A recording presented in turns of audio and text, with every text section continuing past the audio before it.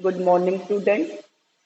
अज आपां पंजाबी दी पाठ पुस्तक ਸਾਹਿਤ माला पंजाबी कविता ते वाचक ਇਹਦੇ ਵਿੱਚੋਂ ਅੱਜ ਆਪਾਂ जो चैप्टर जो ਆਪਾਂ ਬਾਣੀ डिस्कस ਕਰਨ जा रहे हैं ਉਹ है सो क्यों मंदा आखीए। ਤੁਹਾਨੂੰ बेटा सब ਨੂੰ याद होना आ कि 9th स्टैंडर्ड ਦੇ ਵਿੱਚ ਆਪਾਂ ਇੱਕ ਰਾਈਟਿੰਗ ਸਕਿੱਲ डिस्कस ਕੀਤਾ ਸੀ ਜਿਹਦਾ ਨਾਮ ਸੀ सो क्यों मंदा आखीए।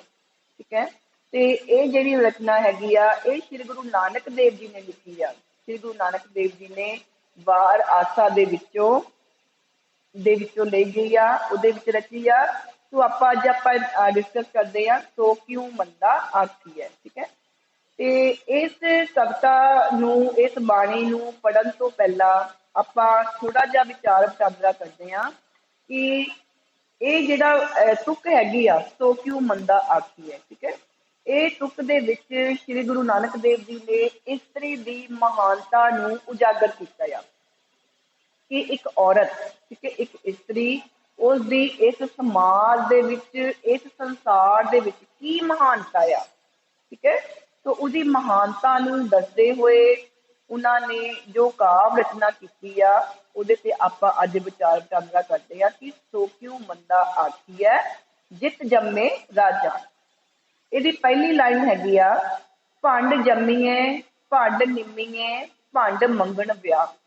ਠੀਕ ਹੈ, ਇੱਥੇ ਭੰਡ ਸ਼ਬਦ ਜਿਹੜਾ ਹੈਗਾ ਆ ਉਹਨੂੰ ਤੁਸੀਂ ਅੰਡਰਲਾਈਨ ਕਰਕੇ ਲਿਖਣਾ ਆ ਇਸਤਰੀ। ਭੰਡ ਦਾ ਨਾਂ ਅਰਥ ਹੈਗਾ ਆ ਇਸਤਰੀ। ਭੰਡ ਜੰਮੀਏ, ਠੀਕ ਹੈ, ਜਿਹੜੀ ਇੱਕ ਇਸਤਰੀ ਆ ਜਦੋਂ ਜਨਮ ਲੈਂਦੀ ਆ, ਇਸਤਰੀ ਇੱਕ ਔਰਤ ਜਦੋਂ ਜਨਮ ਲੈਂਦੀ ਆ ਸੰਸਾਰ ਦੇ ਵਿੱਚ ਵਿਚਰਦੀ ਆ, ਠੀਕ ਹੈ, ਵੱਡੀ ਹੁੰਦੀ ਹੈ, ਜਵਾਨ ਹੁੰਦੀ ਹੈ ਤਾਂ ਉਹਦਾ ਵਿਆਹ ਸ਼ਾਦੀ ਕਰ ਦਿੱਤਾ ਜਾਂਦਾ ਆ। ਭੰਡ ਨਿੰਮੀਏ, ਠੀਕ ਹੈ, ਤੇ ਉਸ ਇਸਤਰੀ ਤੋਂ ਹੀ, ਉਸ ਇਸਤਰੀ ਦੇ ਸਰੀਰ ਦੇ ਵਿੱਚੋਂ ਹੀ ਇੱਕ ਪ੍ਰਾਣੀ ਦਾ ਸਰੀਰ ਬਣਦਾ ਆ। ਇਹ ਆਪਾਂ ਨੂੰ ਸਭ ਨੂੰ ਪਤਾ ਆ ਕਿ ਜਨਮ ਜਿਹੜਾ ਹੈਗਾ ਆ ਇੱਕ ਔਰਤ ਦੁਆਰਾ ਦਿੱਤਾ ਜਾਂਦਾ ਆ।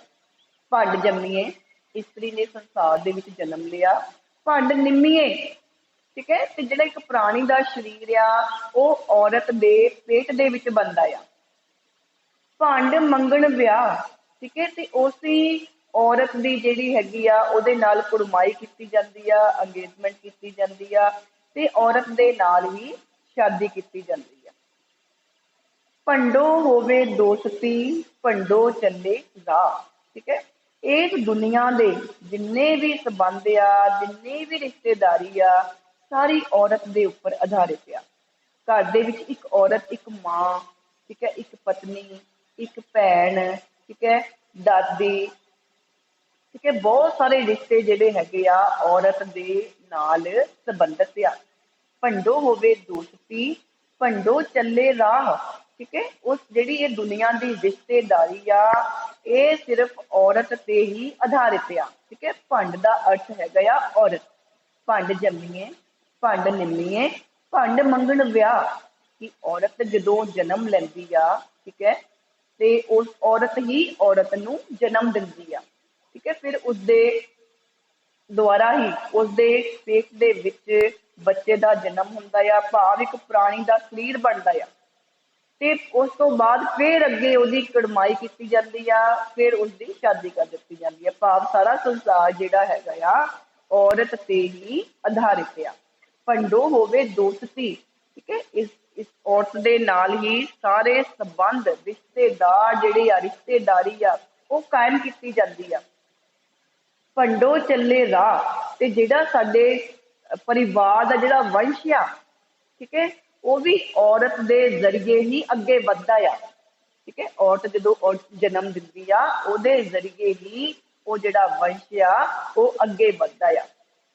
ਥਰਡ ਲਾਈਨ ਹੈਗੀ ਆ ਭੰਡ ਮੂਆ ਭੰਡ ਭਾਲੀਏ। ਠੀਕ ਹੈ, ਕਿਸੇ ਟਾਈਮ ਏਦਾਂ, ਮੂਆ ਤੋਂ ਭਾਵ ਹੈ ਮਰ ਜਾਣਾ। ਭੰਡ ਮੂਆ, ਮੂਆ ਤੋਂ ਅਰਥ ਹੈਗਾ ਆ ਮਰ ਜਾਣਾ।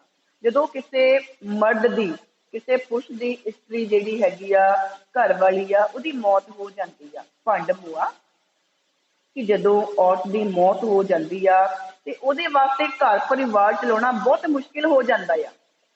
ਭੰਡ ਮੂਆ ਭੰਡ ਭਾਲੀ ਹੈ, ਉਹ ਫਿਰ ਕਿਸੇ ਹੋਰ ਉਹਦੇ ਘਰ ਦੇ, ਠੀਕ ਹੈ, ਕਿਸੇ ਹੋਰ ਇਸਤਰੀ ਦੀ ਨੂੰ ਤਲਾਸ਼ ਕੇ ਉਹਦੀ ਉਹਦੇ ਨਾਲ ਸ਼ਾਦੀ ਕਰਾ ਦਿੰਦੇ ਆ, ਕਿਉਂਕਿ ਔਰਤ ਤੋਂ ਬਿਨਾਂ ਘਰ ਜਿਹੜਾ ਆ ਉਹ ਨਹੀਂ ਚੱਲ ਸਕਦਾ।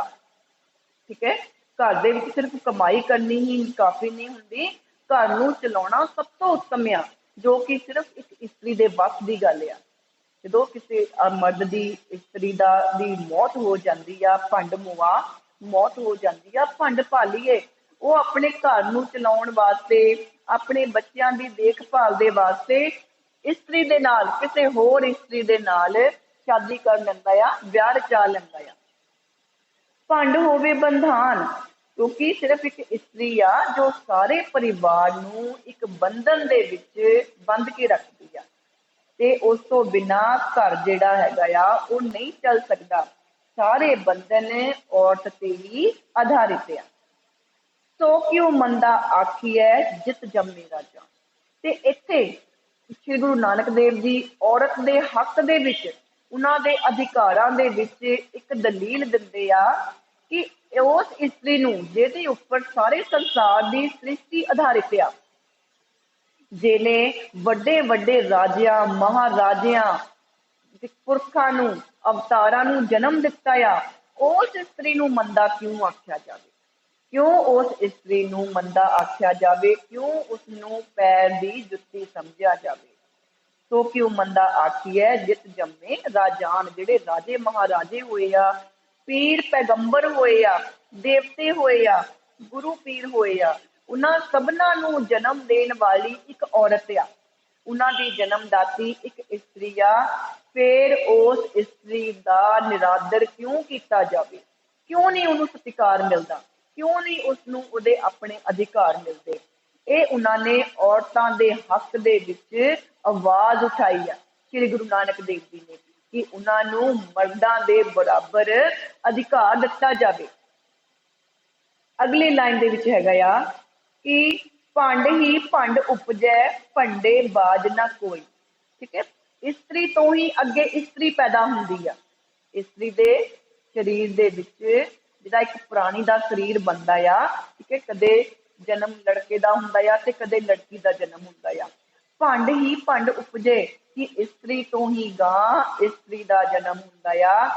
ਭੰਡੇ ਬਾਜ ਨਾ ਕੋਈ, ਠੀਕ ਹੈ, ਕਿ ਔਰਤ ਤੋਂ ਬਿਨਾਂ ਕੋਈ ਵੀ ਜਿਹੜੀ ਹੈਗੀ ਆ ਚੀਜ਼, ਕੋਈ ਵੀ ਸ਼ੈ ਇਨਸਾਨ ਨੂੰ ਜਨਮ ਨਹੀਂ ਦੇ ਸਕਦੀ।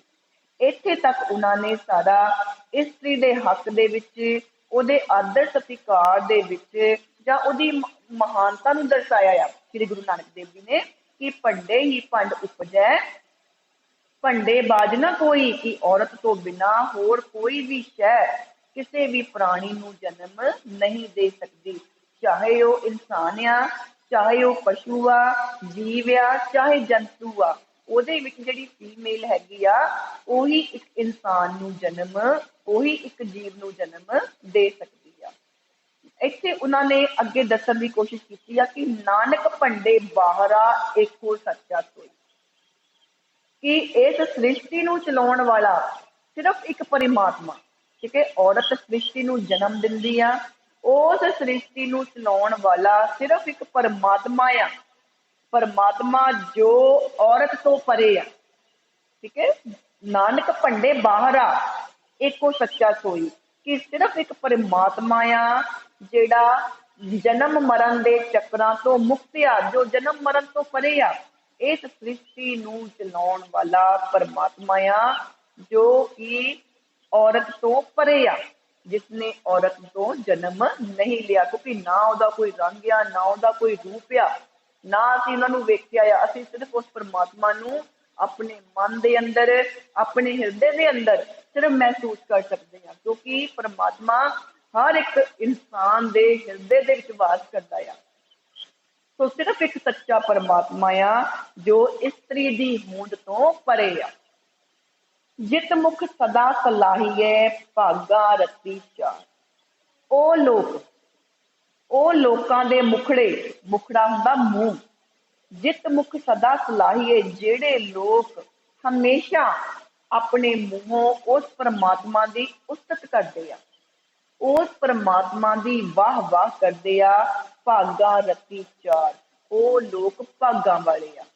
ਉਹ ਲੋਕ ਕਰਮਾਂ ਵਾਲੇ ਆ ਜਿਹੜੇ ਹਮੇਸ਼ਾ, ਉਹ ਮੁੱਖ ਜਿਹੜੇ ਕਰਮਾਂ ਵਾਲੇ ਆ ਜਿਹੜੇ ਹਮੇਸ਼ਾ ਉਸ ਪਰਮਾਤਮਾ ਦੀ ਉਸਤਤ ਕਰਦੇ ਆ, ਉਸ ਪਰਮਾਤਮਾ ਦਾ ਨਾਮ ਸਿਮਰਨ ਜਪਦੇ ਆ। ਉਹ ਲੋਕ ਭਾਗਾਂ ਵਾਲੇ ਹਨ। ਨਾਨਕ ਤੇ ਮੁਖ ਉਜਲੇ, ਠੀਕ ਹੈ, ਨਾਨਕ ਤੇ ਮੁਖ ਉਜਲੇ ਕਿ ਉਹ ਮੁਖ ਜਿਹੜੇ ਹੈਗੇ ਆ ਪਵਿੱਤਰ ਆ। ਇੱਥੇ ਉਜਲੇ ਤੋਂ ਭਾਵ ਹੈਗਾ ਪਵਿੱਤਰ, ਸ਼ੁੱਧ। ਸ਼ੁੱਧ ਆ ਉਹ ਲੋਕ, ਉਹਨਾਂ ਲੋਕਾਂ ਦੇ ਮੁਖੜੇ ਪਵਿੱਤਰ ਆ ਜਿਤ ਸੱਚੇ ਦਰਬਾਰ। ਉਹ ਲੋਕ ਹਮੇਸ਼ਾ ਸਵਰਗ ਵਿੱਚ ਜਾਂਦੇ ਆ। ਜਿਹੜੇ ਲੋਕ ਹਮੇਸ਼ਾ ਪਰਮਾਤਮਾ ਦਾ ਨਾਮ ਆਪਣੇ ਮਨੋਂ ਧਿਆਉਂਦੇ ਆ, ਉਸ ਪਰਮਾਤਮਾ ਨੂੰ ਆਪਣੇ ਮਨ ਦੇ ਵਿੱਚ ਰੱਖਦੇ ਆ, ਉਹ ਲੋਕ ਹਮੇਸ਼ਾ ਹੀ ਸਵਰਗ ਦੇ ਵਿੱਚ ਜਾਂਦੇ ਆ, ਸਿੱਧੇ ਪਰਮਾਤਮਾ ਦੀ ਦਰਗਾਹ ਦੇ ਵਿੱਚ ਜਾਂਦੇ ਆ। ਸੋ ਉਹਨਾਂ ਨੇ ਪੂਰਾ ਇਸ ਕਾਵਿ ਦੇ ਰਚਨਾ ਦੇ ਵਿੱਚ ਦੱਸਣ ਦੀ ਕੋਸ਼ਿਸ਼ ਕੀਤੀ ਆ ਕਿ ਔਰਤ ਸੰਸਾਰ ਦਾ ਪ੍ਰਮੁੱਖ ਹਿੱਸਾ ਆ, ਉਹਨੂੰ ਇਗਨੋਰ ਨਾ ਕੀਤਾ ਜਾਵੇ। ਸੰਸਾਰ ਦਾ ਪ੍ਰਮੁੱਖ ਹਿੱਸਾ ਆ ਤੇ ਨਾਲ ਦੀ ਨਾਲ ਪਰਮਾਤਮਾ ਜਿਹੜੇ ਹੈਗੇ ਆ ਉਹ ਉਸ ਔਰਤ ਦੀ ਹੋਂਦ ਤੋਂ ਪਰੇ ਆ, ਠੀਕ ਹੈ। ਉਹਨਾਂ ਦਾ ਜਨਮ ਜਿਹੜਾ ਹੈਗਾ ਆ, ਉਹ ਸ੍ਰਿਸ਼ਟੀ ਨੂੰ ਚਲਾਉਣ ਵਾਲਾ ਪਰਮਾਤਮਾ ਜਿਹੜਾ ਹੈਗਾ ਆ, ਉਹ ਔਰਤ ਦੇ ਪੇਟੋਂ ਨਹੀਂ ਜਨਮ ਲਿਆ। ਉਹਨਾਂ ਨੂੰ ਜਨਮ ਮਰਨ ਦੇ ਉਹ ਚੱਕਰਾਂ ਵਿੱਚ ਨਹੀਂ ਹੈ, ਉਹ ਸਾਰੇ ਇਸ ਤੋਂ ਪਰੇ ਨੇ। ਸੋ ਜਿਹੜੇ ਲੋਕ ਉਸ ਪਰਮਾਤਮਾ ਦਾ ਨਾਮ ਜਪਦੇ ਆ, ਉਹ ਲੋਕ ਭਾਗਾਂ ਵਾਲੇ ਨੇ ਤੇ ਉਹ ਹਮੇਸ਼ਾ ਹੀ ਪਵਿੱਤਰ ਚਿਹਰੇ ਜਿਹੜੇ ਹੈਗੇ ਆ, ਪਵਿੱਤਰ ਮੁਖੜੇ ਆ, ਨਾਮ ਸਿਮਰਨ ਕਰਦੇ ਹੋਏ ਸਿੱਧੇ ਹੀ ਪਰਮਾਤਮਾ ਦੀ ਦਰਗਾਹ ਦੇ ਵਿੱਚ ਚਲੇ ਜਾਂਦੇ ਆ, ਭਾਵ ਪਰਮਾਤਮਾ ਦੀ ਸ਼ਰਨ ਦੇ ਵਿੱਚ ਰਹਿੰਦੇ ਆ। ਸੋ ਇਸ ਨੂੰ ਉਹਨਾਂ ਨੇ ਪੂਰਾ ਜਿਹੜਾ ਹੈਗਾ ਆ ਕੇਂਦਰੀ ਭਾਵ ਦੇ ਵਿੱਚ ਦੱਸਦਿਆਂ ਹੋਇਆ ਕਿਹਾ ਆ ਕਿ ਮਨੁੱਖ ਇਸਤਰੀ ਤੋਂ ਜਨਮਦਾ ਆ, ਇਸਤਰੀ ਦੇ ਪੇਟ ਵਿੱਚ ਪਲਦਾ ਆ ਤੇ ਇਸਤਰੀ ਨਾਲ ਹੀ ਮੰਗਣੀ ਤੇ ਵਿਆਹ ਹੁੰਦਾ ਆ। ਇਸਤਰੀ ਨਾਲ ਸੰਸਾਰਿਕ ਸੰਬੰਧ ਜੁੜਦਾ ਆ ਤੇ ਇਸਤਰੀ ਤੋਂ ਹੀ ਪਰਿਵਾਰ ਦਾ ਵਿਕਾਸ ਹੁੰਦਾ ਆ। ਜਿਹੜਾ ਅੱਗੇ ਵੰਸ਼ ਚੱਲਦਾ ਆ ਉਹ ਸਿਰਫ ਇੱਕ ਇਸਤਰੀ ਤੇ ਹੀ ਆਧਾਰਿਤ ਆ। ਇੱਕ ਇਸਤਰੀ ਦੇ ਮਰਨ ਤੋਂ ਬਾਅਦ, ਜਦੋਂ ਇਸਤਰੀ ਦੀ ਮੌਤ ਹੋ ਜਾਂਦੀ ਆ, ਕਿਸੇ ਵਿਅਕਤੀ ਦੇ ਘਰ ਵਾਲੀ ਦੀ ਮੌਤ ਹੋ ਜਾਂਦੀ ਆ, ਹੋਰ ਇਸਤਰੀ ਦੀ ਭਾਲ ਕੀਤੀ ਜਾਂਦੀ ਆ ਤਾਂ ਕਿ ਉਹਦੇ ਘਰ ਪਰਿਵਾਰ ਨੂੰ, ਗ੍ਰਸਤੀ ਨੂੰ ਚਲਾਇਆ ਜਾ ਸਕੇ। ਇਸਤਰੀ ਨਾਲ ਹੀ ਸਮਾਜਿਕ ਬੰਧੇਜ ਹੁੰਦਾ ਆ, ਸਮਾਜਿਕ ਰਿਸ਼ਤੇਦਾਰੀ ਬਣਦੀ ਆ ਸਾਡੀ। ਉਸ ਇਸਤਰੀ ਨੂੰ ਮੰਦਾ ਬੁਰਾ ਭਲਾ ਕਿਉਂ ਕਿਹਾ ਜਾਵੇ ਜਿਸ ਦੀ ਕੁੱਖੋਂ ਰਾਜੇ ਅਰਥਾਤ ਵੱਡੇ ਵੱਡੇ ਲੋਕ ਜਨਮ ਲੈਂਦੇ ਹਨ। ਇਸਤਰੀ ਤੋਂ ਹੀ ਇਸਤਰੀ ਪੈਦਾ ਹੁੰਦੀ ਹੈ ਤੇ ਇਸਤਰੀ ਤੋਂ ਬਿਨਾਂ ਸਿਰਫ ਇੱਕ ਸਤ ਸਰੂਪ ਪਰਮਾਤਮਾ ਹੀ ਹੈ, ਪ੍ਰਭੂ ਹੀ ਹੈ। ਤੇ ਜਿਹੜੇ ਮੂੰਹ ਨਾਲ ਆਪਣੇ, ਜਿਹੜੇ ਮੂੰਹ ਉਸ ਪ੍ਰਭੂ ਦੀ ਸਿਫਤ ਹੁੰਦੀ ਆ, ਉਹ ਭਾਗਾਂ ਵਾਲੇ ਨੇ, ਬੜੇ ਸੋਹਣੇ ਨੇ ਤੇ ਬੜੇ ਸ੍ਰੇਸ਼ਟ ਹਨ। ਸ਼੍ਰੀ ਗੁਰੂ ਨਾਨਕ ਦੇਵ ਜੀ ਕਹਿੰਦੇ ਨੇ ਕਿ ਉਹ ਮੁੱਖ ਮਾਲਕ ਦੇ ਦਰਬਾਰ ਵਿੱਚ ਸਰਖਰੂ ਹੁੰਦੇ ਨੇ। ਸਰਖਰੂ ਤੋਂ ਭਾਵ ਹੁੰਦੇ ਆ ਕਿ ਉਹ ਮਾਲਕ ਦੇ ਦਰਬਾਰ ਦੇ ਵਿੱਚ ਪਹੁੰਚ ਜਾਂਦੇ ਆ। ਉਹਨਾਂ ਦੀ ਵੀ ਸਿਫਤ ਹੁੰਦੀ ਆ ਜਿਹੜੇ ਮੁਖ ਉਜਲੇ ਹੁੰਦੇ ਹਨ। ਉਜਲੇ ਤੋਂ ਭਾਵ ਆ ਕਿ ਜਿਹੜੇ ਮੁਖੜੇ ਸੱਚੇ ਨੇ, ਪਵਿੱਤਰ ਨੇ ਔਰ ਆਪਣੇ ਮੁਖ ਦੇ ਨਾਲ ਹਮੇਸ਼ਾ ਉਸ ਪਰਮਾਤਮਾ ਦਾ ਨਾਮ ਲੈਂਦੇ ਆ, ਉਹ ਮੁਖੜੇ, ਉਹ ਲੋਕ ਹਮੇਸ਼ਾ ਪਰਮਾਤਮਾ ਦੇ ਚਰਨਾਂ ਦੇ ਵਿੱਚ ਜਾ ਕੇ ਜੁੜ ਜਾਂਦੇ ਨੇ। ਠੀਕ ਹੈ ਬੇਟਾ, ਸੋ ਇਹ ਸੀਗੀ ਕਾਵਿ ਰਚਨਾ ਸੋ ਕਿਉ ਮੰਦਾ ਆਖੀਐ ਜਿਤ ਜੰਮੇ ਰਾਜਾ। Thank you.